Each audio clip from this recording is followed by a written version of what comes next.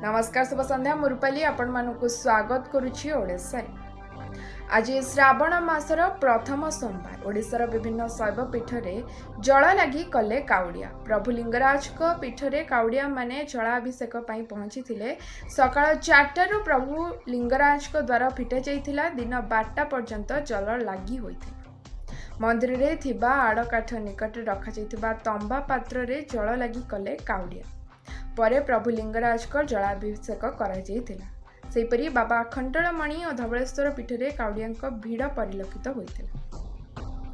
जाजपुर जिला दे जाउथिबा जातीय राजपथ 20 चांदपुर निकट रे डिवाइडर रे पिटी हेला उल्टिला बस। दुर्घटना रे 17 जन काउडिया आहत होइछंती। आहत व्यक्ति को जाजपुर रोड मेडिकल रे भर्ती करा जायछि। विलंबित राति रे काउडिया मानकु नै आनंदपुर रु पुरी जाउथिला बस। आरंभ है सप्तदश विधानसभा बजेट अधिवेशन। जय जगन्नाथ रु अभिभाषण आरंभ कले राज्यपाल रघुवर दास। राज्यपाल कहले जे मो सरकार निरपेक्षतार सह काम करियो। युवपीढ़ी को रोजगार देवा मो सरकार लक्ष्य। पूर्व भारतर पावर हाउस एवं ओडिशा और आदिवासी अंचल उत्पादन उपरे दियाजिबो गुरुत्व। तेबे राज्यपाल अभिभाषण बेले कक्ष त्याग कले विरोधी दल कांग्रेस और बीजेडी सदस्य।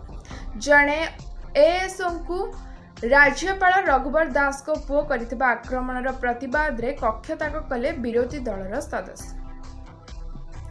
पुरी जिले रे एक गछरे पिटी हेला टूरिस्ट बस। दुर्घटना रे 8 जन आहत। जगतसिंहपुर जिला पारादीप 18 बांकी लकपड़ा प्राथमिक विद्यालय रे एक्सपायरी बटिका खाई 14 जन छात्र छात्री असुस्थ होइतिले। तांकु 18 बांकी डाक्तरखाना रे भर्ती करा जायछि। तांका भितरु 5 जन सुस्थ होई घर को फेरिथिबा बेले 9 जन चिकित्साधीन अछंती।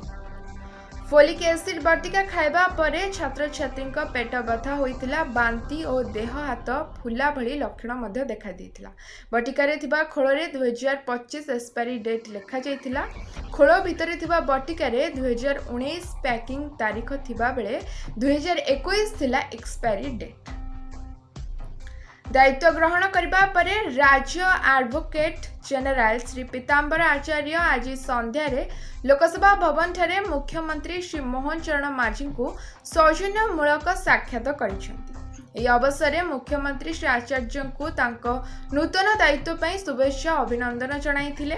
श्री आचार्य को अभिज्ञ परामर्श न्यायिक क्षेत्र रे राज्यर स्वार्थर सुरक्षा दिगरे सहायक हेबो बोली मुख्यमंत्री आशा प्रकाश करिसेंती। से साक्षात समय रे आईन मंत्री श्री पृथ्वीराज हरिचंदन मध्य उपस्थित थिले। आज पे एतिकी। धन्यवाद। शुभ रात्रि।